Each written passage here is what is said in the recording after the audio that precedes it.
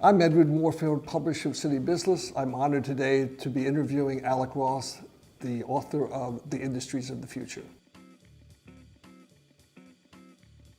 So banking has gone from being what we think of as, a big building with Doric columns on Main Street that we walk in to transact our banking, to right now everybody pretty much wants to be able to reach in their pocket, pull out their mobile phone, and engage in as complex financial transactions as they want to or choose to. And I think that this is an inevitable trend, especially when you look at the behaviors of millennials. But millennials never want to walk inside a bank. And this is true not just for millennials inside the United States, but globally. And so I see financial services broadly becoming less place-based and more based in zeros and ones. And the means for connecting and transferring those zeros and ones are our smartphones. Now the challenge for the banking industry is to keep up, and then if they can keep up, to lead. And so there is a very significant amount of R&D and M&A activity that takes place inside big banks so that it can keep up. But it would not surprise me if 5 years from now, one of the biggest banks in the world is a bank we hadn't heard of yet, but that was created, that was designed to be all digital from the outset. So I do think that digitization and the rise of mobile banking is something that the financial services sector is coming to grips with, but not always happily. Yep. So what's interesting too about when you think about mobile banking is it's not just payments. Many of us know the story of Square, which started off as a little white thing that you could push into your cell phone and then swipe a credit card through, which basically took $1,000, $2,000 worth of hardware and turned it into a little white square that you could put into your phone and made everybody a merchant.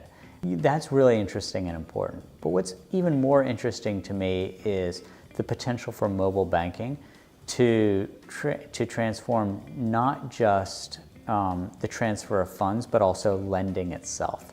And I see this with Square Capital, with a real-time view into the books of everybody who's using its product. Square obviously has access to great data about the creditworthiness of these small merchants. And these small merchants oftentimes are in need of short-term working capital, but they are too small necessarily to get involved in a months-long process of getting a credit line or something like this, or maybe they simply don't want to. And Square Capital did a little pilot where they said, all right, well, let's see if our omniscience into their books allows us to create sort of a microloan program. And in its first year of operation, they made more than $100 million worth of loans to 20,000 merchants. And so in addition to just the paying for things and the transferring of funds, one of the things that's really interesting to me to see is, will lending be turned on its ear by digitization and by mobile technology? I think the sharing economy is, in my opinion, the most interesting thing that's taken root in the internet space in the last 5 years. What the sharing economy, I hate calling it the sharing economy because nobody's sharing anything in the sharing economy. Try to participate in the sharing economy without your credit card.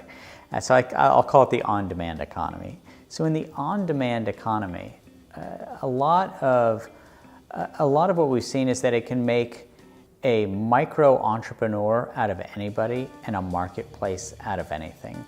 Taking latent goods like an empty apartment or a spare bedroom or something like that, and turning it into a financial asset, into an economic asset, I think is an overwhelming good. And I think it's not a surprise, for example, that Airbnb took root after the financial crisis. When people were underwater in their mortgages, suddenly that spare bedroom became an asset that it became increasingly important to try to put to work.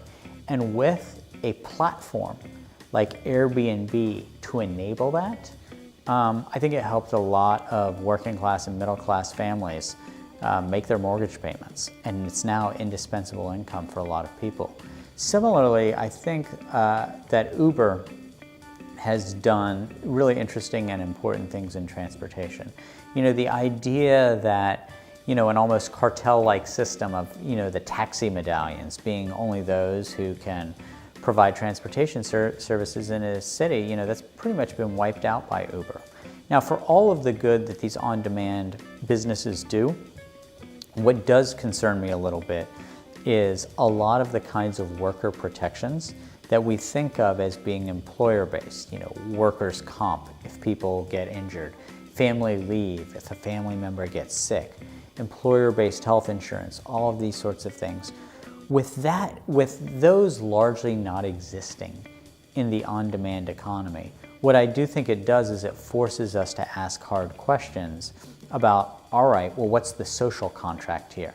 And I'm not saying that Uber and Airbnb have to basically take out their checkbooks and pay for, all of the traditional employer-based entitlements.